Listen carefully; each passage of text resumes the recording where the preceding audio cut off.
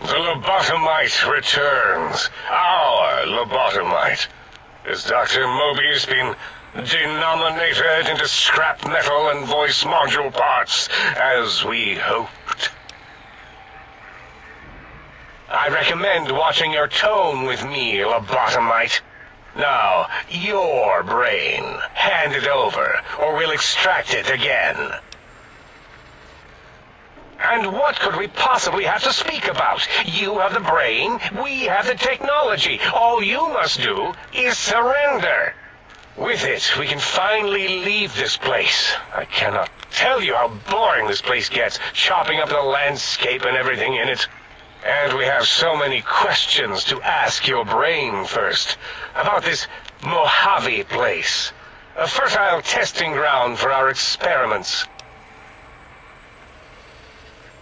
That is the most insane thing I've ever heard. There's no way Mobius would condescend to step inside you. Besides, there's no way such a thing could be accomplished. It's impossible.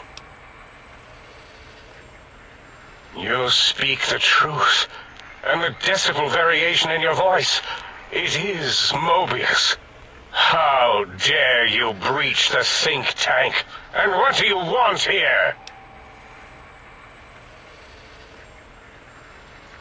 That's no deal at all. There's a whole world beyond the crater, filled with ideas and possibilities.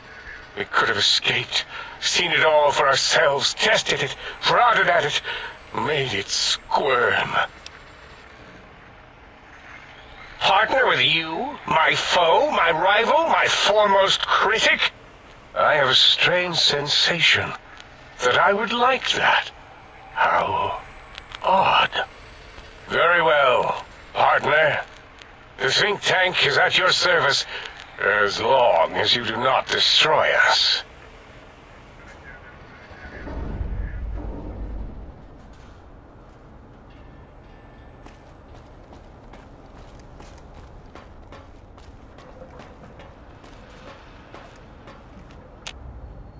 As it had been in the years before the Great War, Big Mountain, the Big Empty, became home to one of the brightest minds of the 23rd century. The courier watched over the Big Empty for years to come, caring for it and keeping its discoveries safe until they were needed to help others. Which had always been Big Mountain's purpose. Past the laboratories and science, it had always been intended as a place to build the future of all mankind. The Sync Central Intelligence Unit was impressed by the amount of exploration the courier had undertaken. Facilities believed lost, destroyed, or ones that had simply gotten up and walked to new locations had been rediscovered by its intrepid new master. Internally, the artificial personality debated as to whether it preferred the old management to the new, and concluded that the courier's thorough approach to research and investigation was admirable and worthy of its respect. Dr. Mobius continued his research undisturbed in the Forbidden Zone. As much as he had attempted to create better scorpions, he tried the same with humanity, with considerably less success. These failures didn't bother him overmuch. Once the rush of mentats wore off, he forgot he had failed in any event. After all, the bright young mind who had come to visit him in the Forbidden Zone had already exceeded his expectations. The Sync atop the dome bustled with the voices of a small town, constantly chirping, arguing, and snarling at each other. Still, this all happened productively in the interests of its new owner. The Sync Central Intelligence Unit discovered, despite its inversion code, it was comforted by the sense of community the other personalities gave it. The Biological Research Station, obsessed with seeding everything in sight, requested a transfer to the X-22 Botanical Garden, so that it might, in its own words, sensually fertilize the garden's smooth contours. The garden sent back a polite refusal, saying it had prior commitments with a vault it had helped infect before the war. The book chute continued to devour all seditious materials until it nearly choked on a paperclip. It adamantly maintained it was a Chinese paperclip, and the whole thing had been an elaborately orchestrated assassination attempt. Whatever the reason, it slowed down for a while, carefully appraising each document and clipboard that came to it. The light switches continued to bicker and flicker. This persisted until the day someone dropped a flashlight in the sink, and the two of them united in their hatred of the Showboat. One of them eventually transferred to the Lightwave Dynamics plant, and began a long, unrequited affair with one of the holograms. The sink continued to ruthlessly scrub any particulate matter that came near it. Eventually, it gained access to the magneto-hydraulics plant and nearly flooded all the Big Empty in an attempt to scrub the crater clean. Once it learned of the innovative toxins plant, however, it gained new purpose. It sought to develop antitoxins to flush into its drains and counteract the poisons bleeding into the soil. The toaster continued its psychotic spree, reducing all appliances in range to scrap electronics and spare parts. After one of its more psychotic episodes, however, the other sink personalities decided enough was enough and dumped the toaster in a bathtub. Sparking and hissing, the toaster swore its enemies would rue the day when they had bread and no way to toast it. Muggy did his best to collect coffee cups, although in his quest, he accidentally trapped himself in Higgs Village.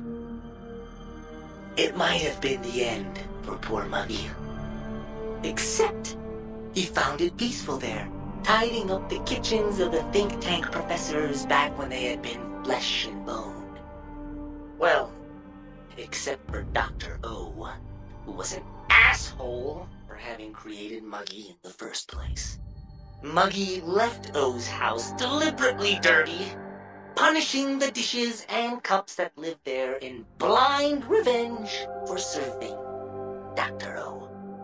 Blind old Jefferson, with sounds the courier brought him, created a symphonic counter-frequency that saved Big Mountain from sonic invasion in 2910. If you didn't hear about it, good. It was rumored by the other personalities that he had a brief fling with the light switches. Although he forgot their names much too often and was soon left in the dark as punishment. Autodoc, always gentle and methodical, kept sewing up the courier in all the right places when the skin split open from repeated wear and tear. The Autodoc was just glad to have purpose again. It heard its simpler brothers and sisters who got shipped to the Sierra Madre were bored out of their skulls in that toxic dead city. In time, the Autodoc found a way to deactivate the Y-17 trauma harnesses, releasing the corpses they had held prisoner for almost 200 years. As the courier ran through the X-8 facility multiple times, the computers analyzed the test subject's movements. Rather than performing a superficial observation, they realized the subject barely knew what communism was, or even what a high school was. This confused them for a time, until the facility finally realized that its research had succeeded. So it let its cyber dogs out into the wastes to help protect small communities from physical aggression rather than communist propaganda.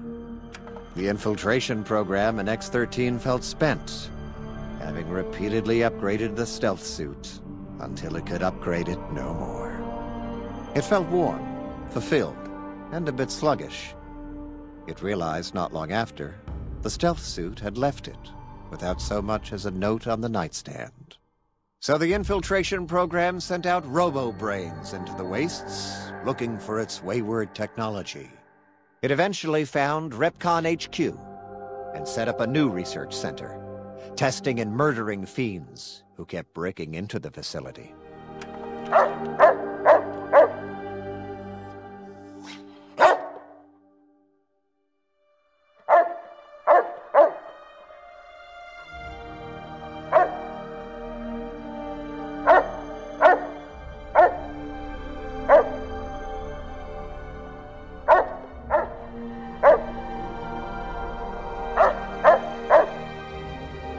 The courier, organs intact, continued onwards, a little less heavy of step, but with all the organs in the right places, as they should be.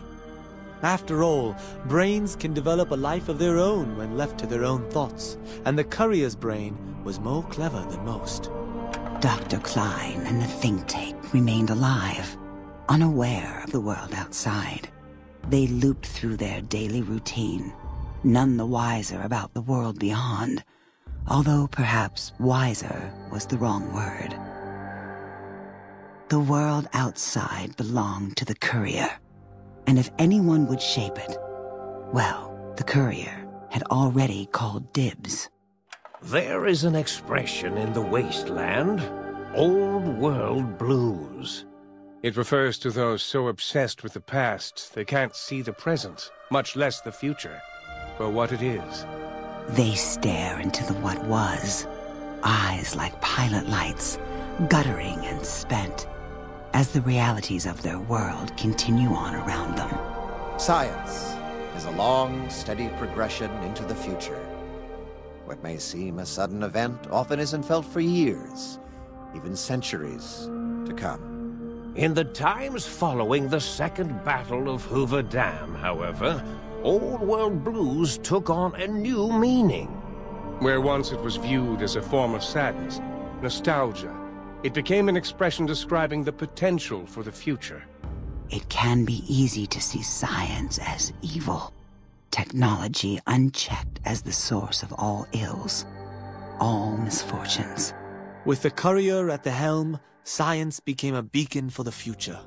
There was old world blues, and new world hope. And hope ruled the day at Big Mountain. We could say more, but the stories in the Big Empty speak for themselves.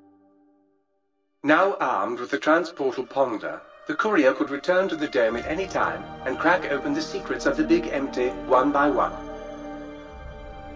The sink sat vigilant, waiting for its master to return, shoes covered in Mojave dust. Only one road yet remained, and it was one the courier had to walk alone.